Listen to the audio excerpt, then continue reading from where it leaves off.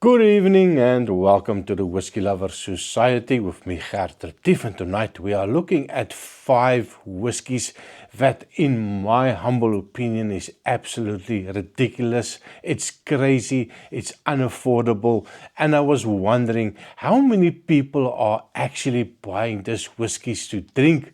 Maybe they buy it for the simple reason they want to resell it later stage, considering some of them might have only 1,000 bottles. So it's not going to be a long video. I'm going to start off with my first 5, and then I'm going to give you an alternative which is still very expensive, but I think it is a better alternative than some of these no age statement whiskies. And of course I poured myself a wee dram of something ridiculously sweet, high ABV, 60%. And it is one of the best whiskies, well, sherried whiskies that I had in a very long time. So the first one that we are talking about, and this is something that just came out, and well, if you watch my previous videos on the whiskies that I will never buy again, this falls in that category, and it's a Macallan. And you know, I do love Macallan, but the prices are really getting ridiculous. Now, the 007 Diamonds Are Forever that came out, and I think, well, a lot of people will buy this only to put on the shelf and maybe resell it later. An 18-year-old, and I think for an 18-year-old it is a little bit ridiculous. How much are you going to pay? Well, £600, maybe about 650 euros in the end. I think when you buy it here in Belgium, it's probably going to cost you close to 700 euros for this bottle, which I think is absolutely ridiculous for that 18-year-old whiskey. And well, you need to take things in perspective, because I've got another Macallan that will absolutely blow your mind. Stick around and get your mind blown.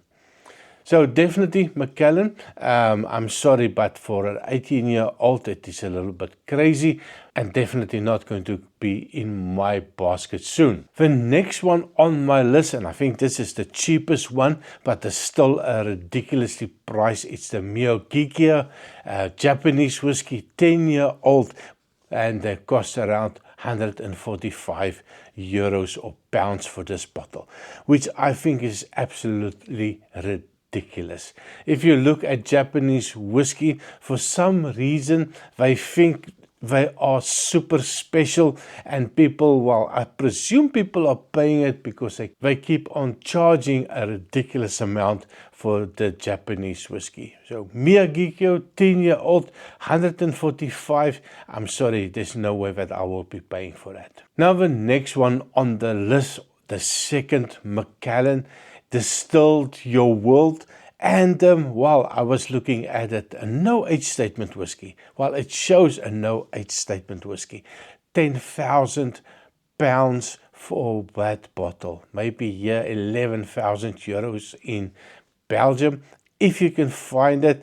For me, that is absolutely ridiculous. It is a whiskey, my dear friends. It's something that I'm sure you will find a better option. And in fact, in my little glance here, in my opinion, is definitely something that is better than this one. There's no way. This is a 16-year-old, no age statement. This is going to be much cheaper, maybe around 200 euro, 195 euros at the moment available.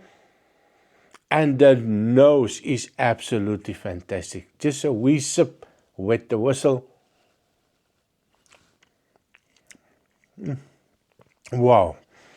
If you love the Sherry Monsters, stick around to find out what is this one. So the next one on my list, but I also think is a little bit ridiculously highly priced, 195 euros for this bottle. It's the Kavalan Solus Vino Barrique 2018, and still available at, well, it does show if it's still available. There's quite a lot of them or maybe the people are not buying them. In general, I do like it. I find it fantastic. But again, it is well, I can understand a no-age statement. It's a hot climate, so it matures much faster. So, but for me, it is simple that it is a little bit too much. I need something more than just taste. I need to look at my pocket and see what is affordable. So it is a lovely whiskey, but that price for me is a little bit too expensive. So next one, I have another Japanese whiskey, Yamazaki, the Mizunara cask. It is, well, it is a small bottle, 70 centiliters. It is a lovely whiskey. This is the 2022 edition. And Yamazaki make fantastic whiskey. I've been raving about them for many, many years, but it's now really becoming unaffordable. This no-age statement whiskey will cost you 1,300 euros.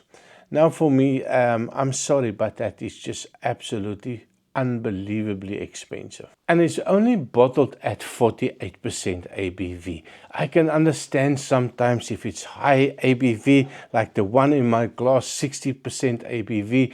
In the end, if you water it down, maybe you will end up drinking 2 bottles, bringing it down to the maybe 43-45% ABV. But this one, oh my word, it's neat as can be.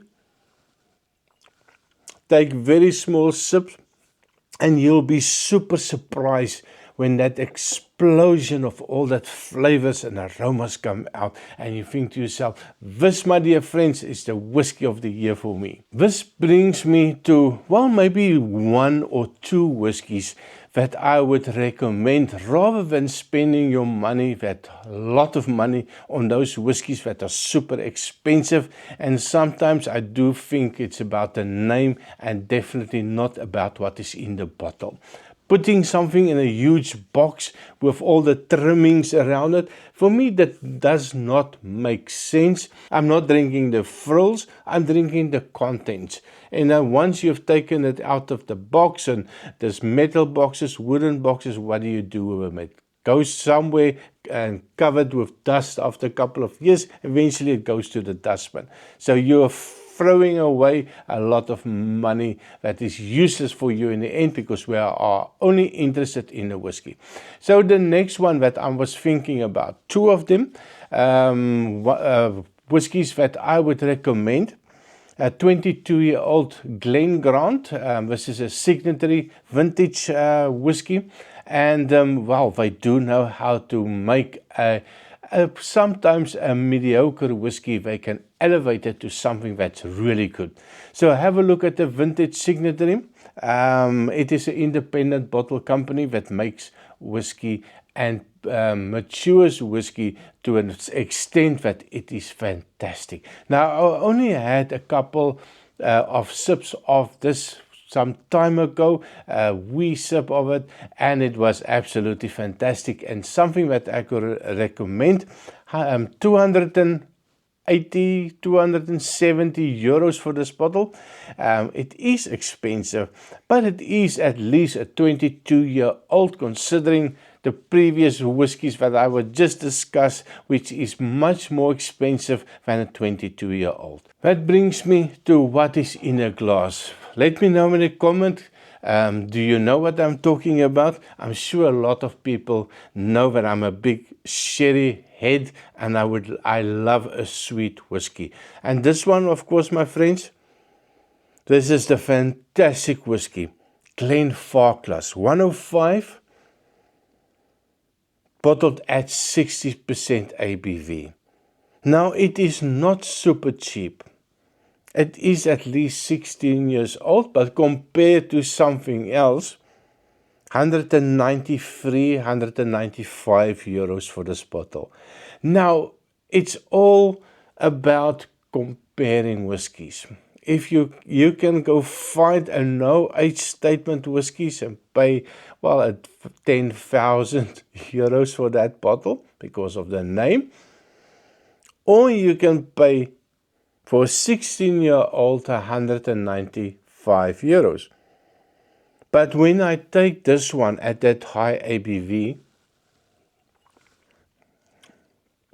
wow, I think that is one of the best sherried whiskies that is out there. I don't care about all of the other ones. I've tasted hundreds of sherried whiskies. And well, this one will shock you. It will knock your socks off. An explosion of that dried fruit components, dark chocolates, all of those lovely vanillas that come out. My dearest friends, if you try a 105, you will never want to try any other sherried whiskies. So that, my dear friends, is my list of whiskies that are just plain stupid. And well, I would like to know in a comment, have you bought one of these ridiculously expensive whiskies?